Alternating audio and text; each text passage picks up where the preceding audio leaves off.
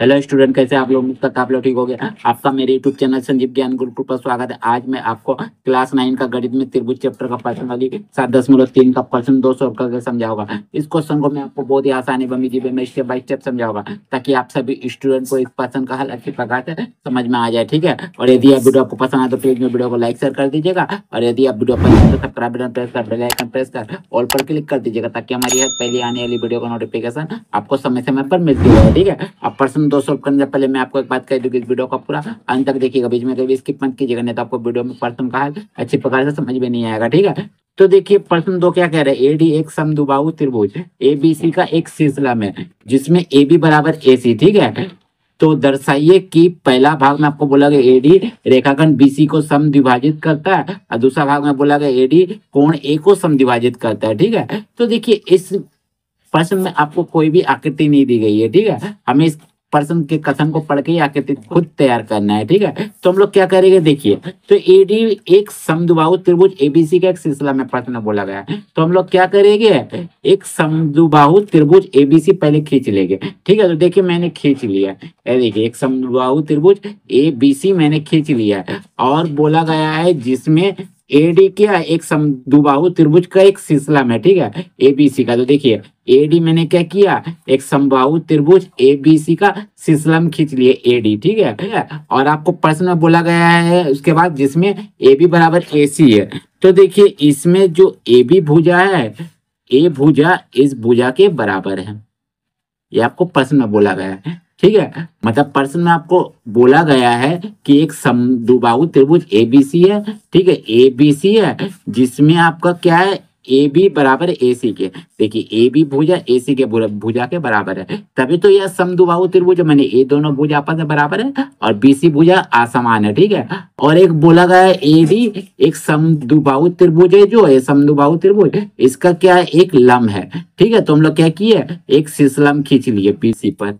ठीक है, एक शीर्षलंब देखिए, और शीर्षलंब खींचिए तो ये जो आपका शीर्षलंब है, ये यहाँ से भी आपका 90 डिग्री का कोण बनाएगा, और यहाँ से ये बनाएगा, माने दोनों तरफ ये आपका समकोण होगा। ठीक है, तो हमें पहले भाग में सिद्ध करना है एडी रेखाखंड एबीसी को समद्विभाजित करता है। ठीक है, सबसे पहले हम लोग क्या करते हैं, जो दिया उसको लिख लेते हैं, उसके बाद सवाल पे आगे बढ़ते हैं। ठीक है, तो हम लोग लिखते हैं हल,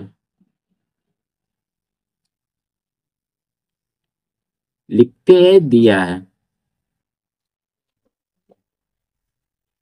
देखिए क्या दिया गया है, दिया गया है ए बी सी एक समद्विबाहु त्रिभुज है, ए बी सी एक समद्विबाहु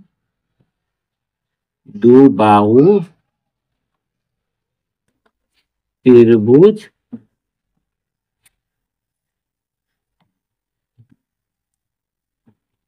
है। ठीक है,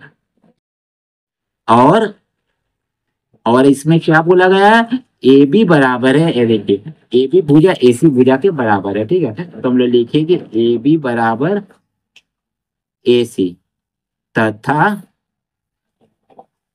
आपको जो एडी भुजा बीसी भुजा पे लंब है, तो हम लोग लिखेंगे एडी लंब बीसी है।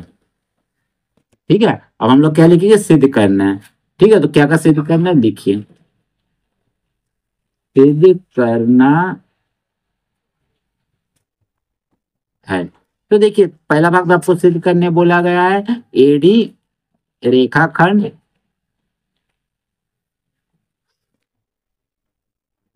बीसी को समद्विभाजित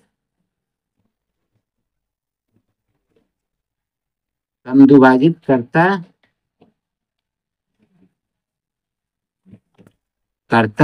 और दूसरा भाग में आपको सिद्ध करने बोला है एडी कोण ए को समद्विभाजित करता है, समद्विभाजित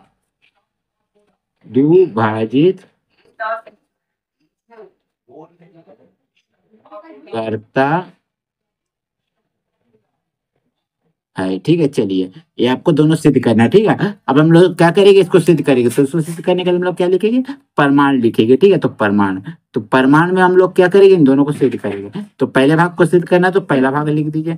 ठीक है, तो देखिए अब हमें क्या सिद्ध करना है, एडी रेखाखंड, ये जो एडी रेखाखंड है बीसी को समद्विभाजित करते हैं, जो बीसी है इसको समद्विभाजित करते हैं, यानी दो बराबर भागों में बांटता है। ठीक है, तो देखिए एडी बीसी को जब दो बराबर भागों में बांटेगा, समद्विभाजित करेगा, यानी बीडी बराबर आपका सीडी होगा। ठीक है, माने ए भुजा और ये भुजा आपस में बराबर होगा, बीडी बराबर सीडी। ठीक है, तो इसके लिए हमें क्या करना होगा, दो त्रिभुजों की जरूरत होगी इन दोनों को बराबर करने के लिए। ठीक है, तो इन दोनों को बराबर करने के लिए हमारा दो त्रिभुज क्या मिलेगा, देखिए एक बीडी है, तो बीडी आपका भुजा किस त्रिभुज में मिल रहा है, देखिए ए डी बी में या ए बी डी त्रिभुज में मिल रहा है, और आपको सी डी भुजा किस त्रिभुज में मिल रहा है, ए सी डी में मिल रहा है। ठीक है, तो हम क्या करेंगे, हमें इन दोनों त्रिभुजों को सबसे पहले क्या करना, सर्वांशम करना होगा। अगर ये दोनों त्रिभुज सर्वांशम हो जाता है तो आपको पता चल जाएगा कि बीडी बराबर सी डी है। ठीक है, और जब ये दोनों आपको बराबर हो जाएगा तो प्रूफ हो जाएगा कि एडी भुजा बीसी भुजा को समद्विभाजित करता है। ठीक है, चलिए तो हम लोग क्या करेंगे, सबसे पहले ये दोनों त्रिभुजों को लेके चलेंगे। ठीक है, तो हम लोग लिखेंगे त्रिभुज ए बी डी या ए डी बी में ए डी बी तथा त्रिभुज ए डी सी में ए डी सी में। देखिए इन दोनों त्रिभुजों में अगर हमें सर्वांशम करना है इन दोनों त्रिभुजों को, तो कोई तीन समानता चाहिए। ठीक है, तो तीन समानताएं क्या क्या है, तीन समानता खोजते हैं। तो देखिए यहाँ तीन समानता सबसे पहले है, तो देखिए इन दोनों त्रिभुजों में त्रिभुज ए डी बी और त्रिभुज ए डी सी में, इन दोनों त्रिभुजों में देखिए ए बी बराबर है ए सी, ए बी भुजा ए सी भुजा का बराबर है, मतलब इस त्रिभुज में ए बी भुजा और इस त्रिभुज में ए सी भुजा आपस में बराबर है, तो इसको हम लिख देते ए बी बराबर क्या आपका ए सी। ठीक है, और यहाँ कारण कह दीजिएगा दिया है, प्रश्न में आपका दिया ही गया है। ठीक है, चलिए हो गया।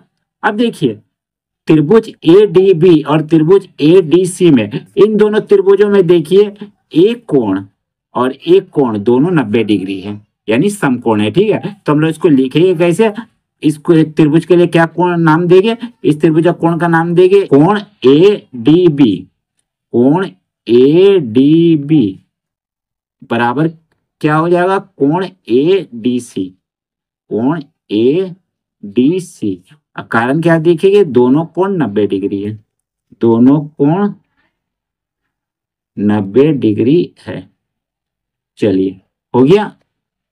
अब देखिए त्रिभुज ए डी बी और त्रिभुज ए डी सी, इन दोनों त्रिभुजों में देखिए ए डी भुजा है, माने इस त्रिभुज में भी ए डी भुजा और इस त्रिभुज में भी ए डी भुजा है, माने ए डी भुजा इन दोनों त्रिभुजों के लिए क्या है, कॉमन है, यानी उभयनिष्ठ है। तो हम लोग लिखेंगे ए डी बराबर ए डी और कारण दे देंगे उभयनिष्ठ, उभयनिष्ठ।